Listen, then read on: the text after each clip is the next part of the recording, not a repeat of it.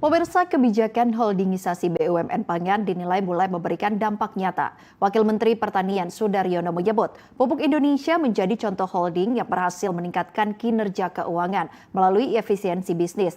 Hasilnya, efisiensi triliunan rupiah tercipta dan manfaatnya langsung dirasakan petani tanpa tambahan beban APBN.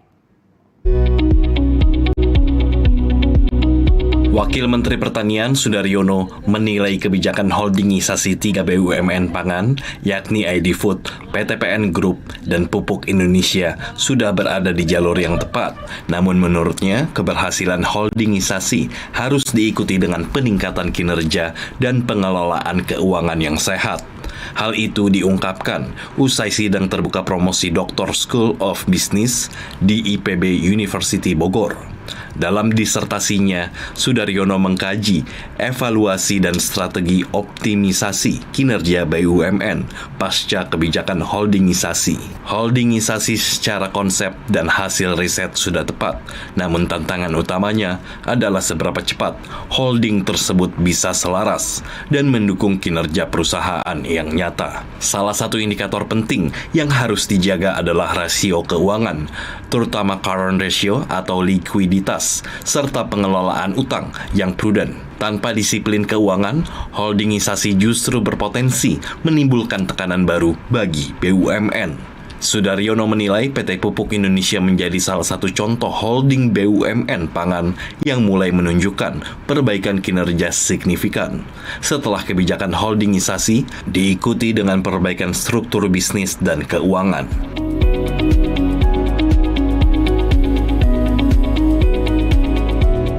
Saya kira mungkin Pupuk Indonesia sekarang mengalami perbaikan yang sangat signifikan ya.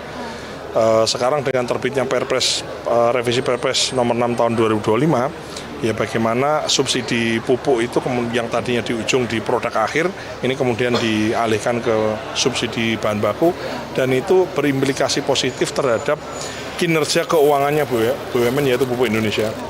Sehingga ada efisiensi 4,1, 3,6-nya dikembalikan ke rakyat dalam bentuk diskon pupuk bersubsidi sebesar 20% gitu.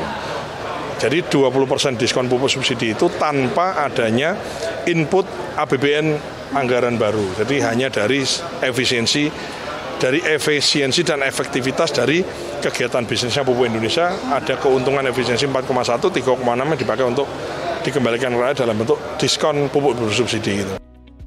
Terbitnya revisi Perpres nomor 6 tahun 2025 mengubah skema subsidi pupuk dari subsidi produk akhir menjadi subsidi bahan baku.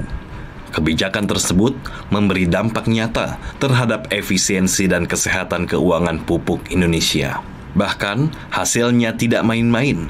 PT Pupuk Indonesia berhasil melakukan efisiensi mencapai 4,1 triliun rupiah, sehingga 3,6 triliun rupiah dari efisiensi tersebut dapat dikembalikan langsung kepada masyarakat dalam bentuk diskon pupuk bersubsidi sebesar 20%. Menariknya, diskon 20% pupuk bersubsidi ini diberikan tanpa tambahan anggaran dari APBN. Seluruhnya berasal dari efisiensi dan efektivitas kegiatan bisnis Pupuk Indonesia. Pasca perbaikan struktur holding, pemerintah menilai capaian Pupuk Indonesia ini menjadi bukti bahwa holdingisasi yang diikuti dengan disiplin keuangan mampu meningkatkan kinerja perusahaan, sekaligus memberi manfaat nyata bagi petani dan masyarakat. Laporan Niken Cahyani, Kasemi Arif, Bogor, Jawa Barat, Garuda TV.